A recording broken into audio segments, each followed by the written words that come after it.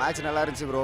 So upcoming மேட்சஸில் win பண்ணாங்கன்னா CSK soon going to C in qualifiers. பார்ப்போம். தோனி இல்லாமல் match எப்படி சொல்கிறது, கொஞ்சம் வித்தியாசமாக தான் இருக்குது. We have to accept it. அவ்வளோதான்.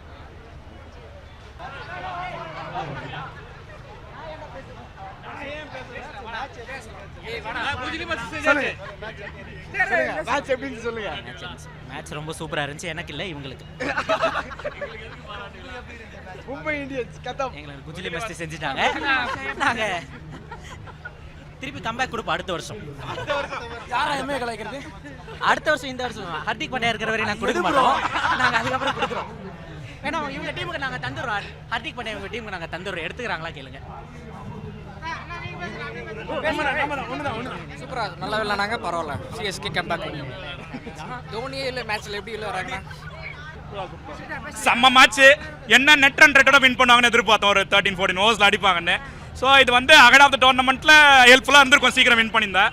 ஏதோ ஒரு நார்மல் மேட்ச் மாதிரி ஆயிடுச்சுங்க. ஒரு எல் கிளாசிக்கோ அந்த சென்னை மும்பை அந்த வைபே இல்லை. டு பி ஃப்ராங்க் நிஜமாக சொல்ல போனால் கண்டிப்பாக தேங்க்யூ.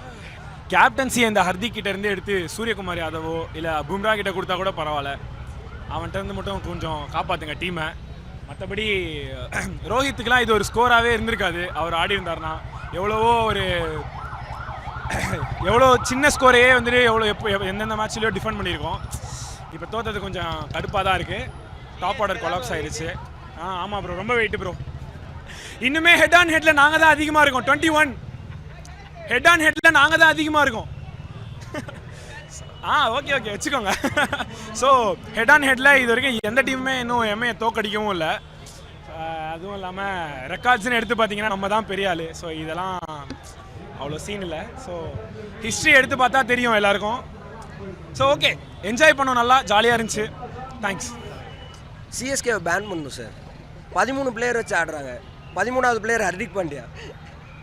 முதல்ல அவரையும் சேர்த்து பேன் பண்ணணும். சிஎஸ்கேவோட சேர்த்து. தூபே உங்களுக்கு ஹர்திக் பாண்டியா எங்களுக்கு அப்படி கூட நான் எங்களுக்கு டூபே விடல.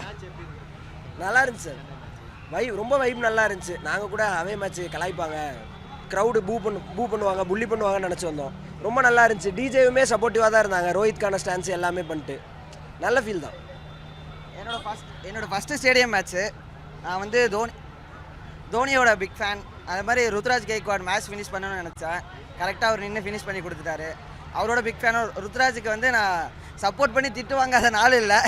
இன்றைக்கி அதெல்லாம் தப்புன்னு ப்ரூவ் பண்ணிட்டு இருந்தார். இப்போ கூட ப்ரூஃப் எடுத்து காமிக்க. நான் கார்த்திக் சர்மாக்கே ஹைப் கொடுத்துட்டு இருந்தேன். இன்றைக்கி 2 பேர் நின்று ஃபினிஷ் பண்ணது என்னோடய ஃபஸ்ட் மேட்ச்சில் எனக்கு ரொம்ப ஹாப்பியாக இருக்குது.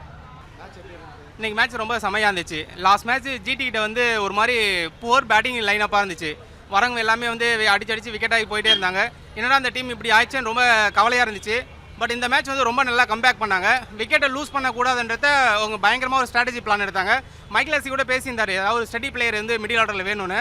ஸோ அவங்க வந்து இதுக்கு முன்னாடி வந்து கார்த்திக் சர்மா சரியாக யூஸ் பண்ணாத மாதிரி இருந்தாங்க. ஒரு 6th 7th ரவுண்டில் யூஸ் பண்ணாங்க. பட் இதை வந்து டாப் ஆர்டரில் ஒரு ப்ரியாரிட்டிஸ் வந்து விக்கெட் லாஸ் வந்து குறைச்சிட்டாங்க. உர்வி பட்டேல் நம்மளுக்கு தெரியும். ஸோ ஆயுஷ் மாத்திரை இல்லாத இடத்துல வந்து அவர் வந்து ரீப்ளேஸாக வந்தார். நல்ல ஆர்டர். இன்றைக்கும் வந்து ஒரு 200 ஸ்ட்ரைக்கில் ஆடினார். சஞ்சீவ் சாம்சனுடைய இது மட்டும் தான் கொஞ்சம் கவலையாக இருக்குது. அவர் 2 செஞ்சுரி அடிச்சிருக்காரு. அகைன் வந்து அவருடைய கண்டினியூ லாஸ் வந்து இருந்துகிட்டே இருக்குது. அவர் இன்னும் பெட்டர் வந்து கிரீஸில் இருந்தாலும் நல்லாயிருக்கும். ஸோ இன்றைக்கி ஜெயிச்சு ரொம்ப இம்பார்ட்டன்ட். ஏன்னா இதுக்கப்புறம் வர மேட்ச் எல்லாமே ரொம்ப குருஷியல். ஸோ நம்ம எதுவும் நம்ம லாஸ் பண்ணவே கூடாது. ஸோ அகைன் வந்து சிஎஸ்கே வந்து பிளே ஆஃப் போகிறதுக்கான சான்ஸை வந்து இன்னமும் வந்து அந்த ரன்னிங்கில் இருக்காங்க. ஸோ நல்லா விளையாடி பிளே ஆஃப் போகணும்னு நம்புகிறோம்.